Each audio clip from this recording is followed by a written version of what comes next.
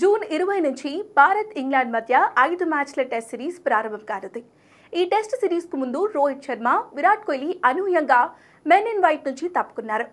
రోహిత్ కోహ్లీ చాలా కాలంగా టెస్టుల్లో పేలవంగా రాణిస్తున్నారు. సొంత గడ్డపై న్యూజిలాండ్తో జరిగిన సిరీస్లో భారత్ వైట్ వాష్ అయింది. ఆస్ట్రేలియా గడ్డపై బీజీటీలో భారత్ ఆస్ట్రేలియా చేతిలో 3-1తో ఓడిపోయింది. ఈ రెండు సిరీస్లలో టీమిండియా బ్యాటర్లు ఘోరంగా విఫలమయ్యారు. ముఖ్యంగా రోహిత్ కోహ్లీ తమ స్థాయికి తగ్గ ప్రదర్శన ఇవ్వలేకపోతున్నారు. ఈ రెండు సిరీస్లను బాగా గమనించిన హెడ్ కోచ్ గౌతమ్ గంభీర్ యువ రక్తాన్ని కోరుకున్నాడు.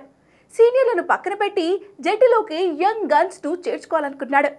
ఈ నేపథ్యంలో రోహిత్ కోహ్లీ రిటైర్మెంట్ వెనుక గంభీర్ హస్తం ఏమైనా ఉందా అని అనుమానాలు వ్యక్తమవుతున్నాయి. మరో సమస్య ఏమిటంటే టెస్ట్ కెప్టెన్ రేస్లో ఉన్న గిల్కు గంభీర్ నిర్ణయాలు, వ్యూహాలను ప్రశ్నించే హోదా అతనికి లేదు.